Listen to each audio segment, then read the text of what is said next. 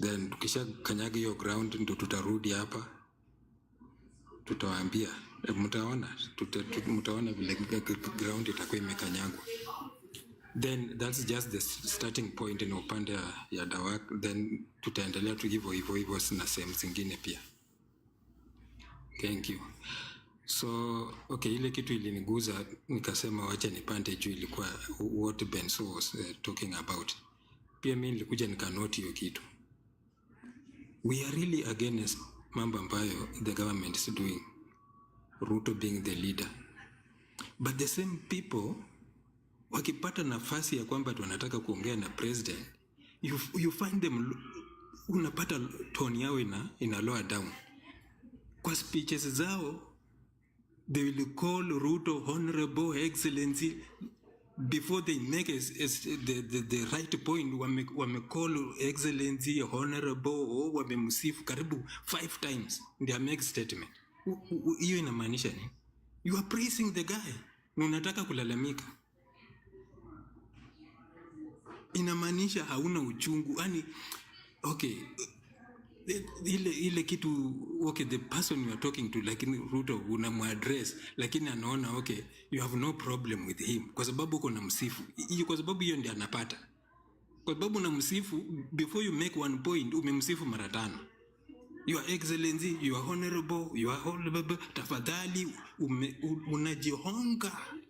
Paka naona ni sasa you have no problem, ni sasa umetumwa. Ile hali mali tumefikia, we need to be radical.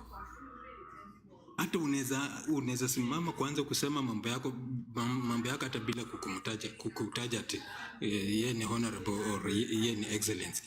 Unasimama tu unaanza put across your points. So I've had this several times. Kwa makanisa huko, kwa hizi meetings nini, watu wanakutana na Ruto ama watu wanakutana na some of these politicians. Wakianza kuaddress, wanawasifu kwanza, alafu wanakaa sasa wanajihonga. And statement zao ni za kujibembeleza, unabembeleza. As if this country ni sasa umeenda kwa boma ya mtu, umeenda kuomba msaada.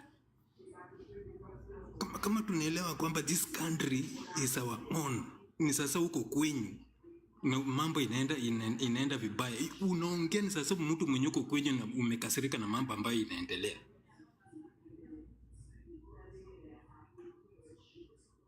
So please, okay, let me just be short kwa sababu hata niko kazini, then tutaongea baadaye. But please, mtu join kwa hii safari ambayo tunaenda kuinject tuko Trans Nzoia. Mnaweza to join in person, mnaweza to join in your contributions in whichever way you can help us, even in ideas. You can give us ideas, whatever, in whichever way you can give your input to appreciate. Thank you. Thank you.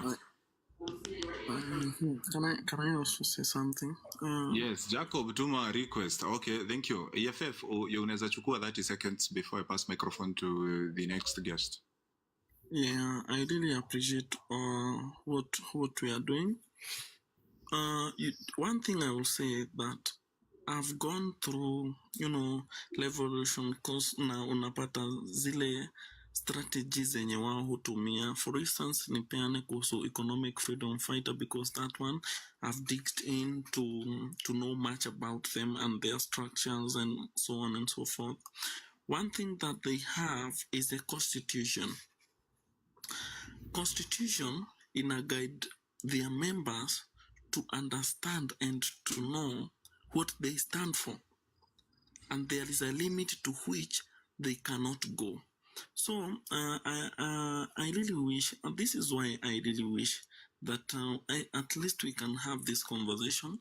Let our people understand what we stand for, because at some point unapata watu wamekanyaga pande hii na pande hii. This is when we will be able to identify if you are on our side, then we don't want you to be associated with this and this and this. And if your language is this one, then you do not represent us. By so doing, we will filter a lot of people who will come on the end there, mahali ambapo tutakuwa tumefika kileleni, because I know a lot of people will shift into this course because itakuwa imebeba sana, and so they will come and take advantage of what we are.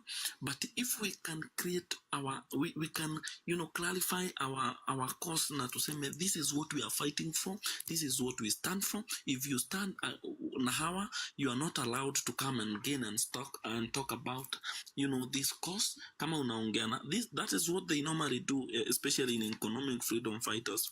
If you think that you can jump into another political party, you are not allowed to come back and just mingle with our people, because you are selling, you will contaminate them with information that is not what we stand for. So I really request, and this one will help us solve this problem, why don't we sit down? And this is why I actually wanted to come today, because I wanted to have this conversation, because I still feel our akinajera wanaenda Trans Nzoia, they will talk to about 200 or let's say 1,000 young people.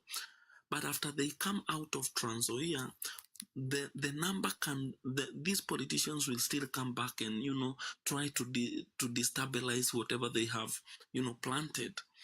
I was thinking this way, and this idea, it is good that we utilize it before they have it and utilize it before we action. We have a website. If we convince 1,000 young people, let them log into that website. They must be to have an ID. Let them register. Let have our people. After they register, we know next time when we are going to educate our people, before we educate everyone else, let our people understand what we stand for. So by so doing, utapata haujapoteza chenye umepata, and you will be able to train this one that you have, so that we speak in one language. So as I wind up, let me tell you something. In order, I want to guide you very soon. We'll be guided. We'll be having a party constitution. We'll be guided very soon.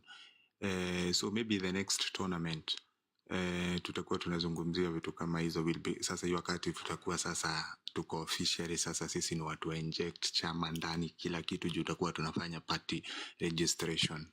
But saa hii tunaenda kufanya civic education. Jacob, good evening. Oh, good what? Good morning. Morning to you, Tawang. Welcome. Thank you very much. Okay, can I speak? Go ahead. Can I speak?